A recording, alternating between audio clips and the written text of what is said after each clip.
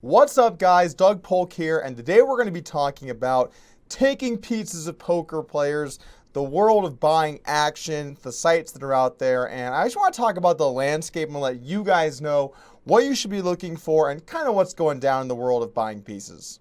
Let's start out with talking about staking poker players because this is something that happens a lot. It's very common in the industry, and I've made a lot of money at it. But before I talk about it, let's just see what the internet has to say. Let's Google for a guide to staking poker players. Okay, top link here, a guide to staking players for cash games. Sounds good. Let's see what we got. Oh, it's your boy. In all seriousness, though, you should be careful when looking to start to stake other poker players. Poker players aren't known for being the most responsible with their money, and if they blast through all of theirs, they're probably going to go after whatever's up next, which could be your bankroll as a backer. I do want to dispel this myth as well that if you're a good poker player, you don't need backing. It happens to people. Now, in general, it shouldn't, but the thing is, sometimes poker players either get down their luck, they end up having to pay a lot in taxes, or they just go through a tough stretch and they want some more security when it comes to their money. You know, high stakes poker, if you start losing, it gets expensive. And as someone that's gone through some serious downswings in my life, I've always gotten out of them, but I could understand not wanting to have that burden. So don't just assume that because a poker player needs a stake, that they're not good or they've been losing in poker. It could easily have happened in other areas. It sort of reminds me of a story that happened to me when I first moved to Las Vegas. I had this casual poker friend. We'd hang out every now and then. And one day he came over and we were talking poker. And he said, Doug, I'm in kind of a tough spot. Like, what would you do here? So I asked what was going on. He said, he has a friend, it's a close friend, who asked for $20,000. I knew the guy was good for it, but should he loan him the money or should he make him pay interest or what should he do? And I said, you know, in those situations, if you knew he was good for it and he's a really close friend, then yeah, I would loan him the money and not even make him pay interest. But the thing is, why does he need the money to begin with? That does make the situation a little sketchy. And he said, gotcha. Can I get 20K? So it was at that point I realized kind of early on that you have to be careful with your money. There's a lot of people out there that are going to want your money. And even sometimes if it's a friend or someone that you know, you hang out with from time to time, you have to ask why do they need the money and is this a good investment for me as a backer? Because when you do back someone, when you're staking someone, you have to provide the money in order for them to play, which adds a lot of risk. In fact, in general, I would say staking, while it can have a lot of upside because you get pieces over a long period of time, it also has way more of a downside because they can steal the bankroll, they can lose a lot of money, and should they get buried in makeup and they can't get out, that's going to be on your dime. Now we're starting to get kind of into the meat and potatoes of this video. There are a lot of places out there where you're able to buy poker players action when they put up either selling for an event or selling for a few events. You can buy a piece of them at a markup. And generally speaking, there's an auction place where you can bid on how much you should pay in markup to get the action. Because if everyone sold with no markup, then they would just sell out of their action. And so because of that, it creates demand. There's a supply, the amount of action, and a demand, the people that want the action. Now, there are at least a couple of sites out there where you could buy this action. One of them would be Stake Kings. Another one of them would be Poker Market. Although I'm not entirely sure what's going on. This looks like Pinterest for poker players. You know, I'm looking at this page and I'm just sitting here WTFing. Where do I even go? Oh, they're also WTFing. All right, I'm going to ask the question we're all thinking. What makes a poker community extreme? To be totally fair to Poker Market, I've never used their site, so I don't want to say anything too negative. I'm just a little confused with the layout. I have used Stake Kings a few times. In fact, I offered a couple of packages for my high roller events during the WQ last September because I wanted my fans to have a way to be able to watch me and sweat the action while I'm playing on Twitch. And actually, it's kind of brilliant for Twitch streamers to be able to sell action because then if their fans want that next level of sweat, they can actually buy a piece of the action. So I get that. But sometimes you have to wonder, why is someone selling at 1.2 for a $500 tournament that they're not streaming? It seems almost a little bit questionable. Why are they trying to make that extra 20%, the extra $100 on that buy-in by selling to a marketplace? So you kind of have two sides of the argument here. One side, which is it's a free market. We should allow people to buy and sell as they please. Another side, which is there some responsibility for sites to protect the investors from, bad investments, from negative EV investments?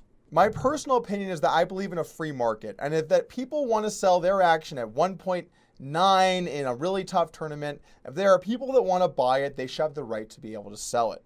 At the end of the day, the sites do need to put some work into making sure that these players are somewhat reputable. They have some way of verifying certain things about them. But the most important thing is that they let the players investing know that at the end of the day, this still is gambling, and these players they're investing in, they only know so well.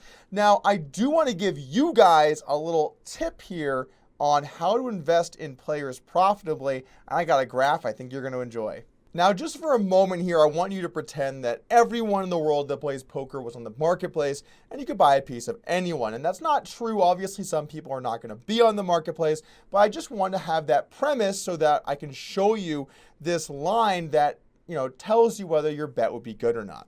So I want to start off with talking about people that are really good at poker and not very well known. These are the value buys. In fact, anyone that's over in this territory of the graph, which I could do, anyone in this territory is going to be a good buy, because they're not going to have people buying them just because they're popular and well known. They're going to be buying them because it's a good value pick. So an example of someone that you would definitely want to buy if there was a marketplace would be somebody like OTB Red Baron, or maybe a guy like Limitless that was just on Joe Ingram's podcast, or any of these people that are good players that aren't really well known, that are six max players on PokerStars, right? These kinds of guys are going to be, maybe a true teller. These kinds of guys are going to be great picks because the general population isn't going to know who they are, or maybe they don't know them very well, and they're not going to want to bet on them. They're only there because of their ability. They've only reached where they are because of their ability, and because there's no inflation of people buying them just because they're popular, you're going to tend to get a better deal. Now, I do realize OTB Red Baron and True Teller are popular players within the online ecosystem, but in general, in the context of the world, they're really not popular players. Now, the side that I would try to ask you avoid, I think you should be avoiding if you want a good deal, are the popular but not good at poker players. I don't really want to insult anyone's feelings here, so we're just going to make up a name of someone like, maybe Naniel DeGranu, someone that could be anyone, but players like that where they are well known, a lot of players are going to want to buy them because they're going to want to root for their favorite pro, but at the same time, they didn't get there because of their ability. They're not very good poker players. Now, there is obviously some, it's not these extremes. OTB isn't that good and not that popular. Naniel isn't that popular and not that good. This obviously exists on a curve, right? But really, the value are going to be the good at poker side and not the popular side. And of course, the last kind of player that I want to talk about are players that are both good and popular. And you're looking at one right now, Ike Haxton.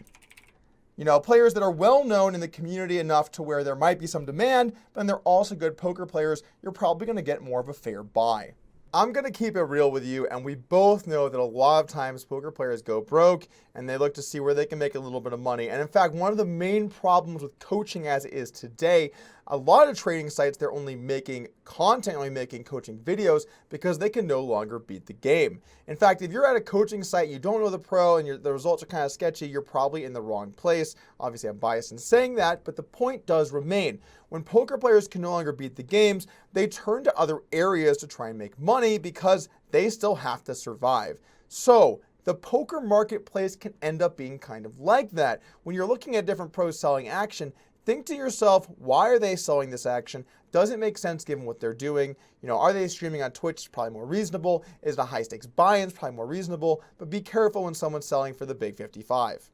In the last couple of weeks, though, we've seen a pretty interesting development when it comes to buying pieces of players. Mike McDonald has opened up a site, PokerShares, where you can buy pieces of people, not because those people are offering it, but instead because the site is offering you a piece of their action. You just have to pay a premium, that's a markup on the player. Now, the reason this is interesting is because now if players start to post outrageous markups, they can get undercut by the site selling their same action for less money.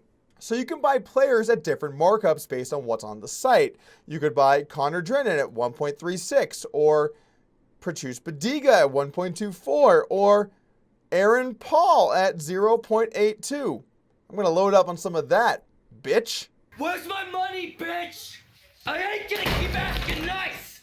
Basically, the way this site makes money is the same as any sports book would. People can bet on players that they want to succeed, and the house always offers you a slight vig on that price in order to make money when people wager. Now, if you added up all of these people's entries, it would end up being 1.1 or 1.15 or 1.05. I'm not exactly sure how much vig is being applied to all these prices, but the house would make a small percentage on each field, but the payouts would be redistributed to everyone that wanted to invest in them.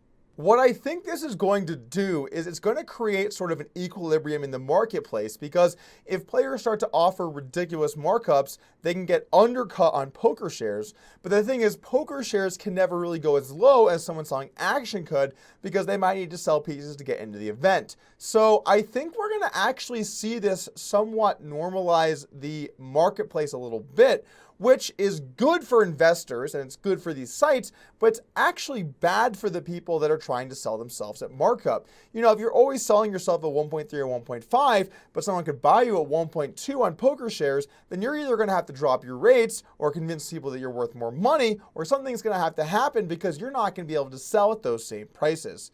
So this is definitely an interesting development. I wanted to give you guys an insight into the world of what's been happening. I'm not affiliated with any of these sites. You don't have to worry that I'm promoting them. I just wanted to give you guys a heads up on the world of buying action. Let me know what you think about buying and selling action in the comments below. And as always, I'd like to ask you to subscribe to the channel to help it grow, and you won't miss any videos.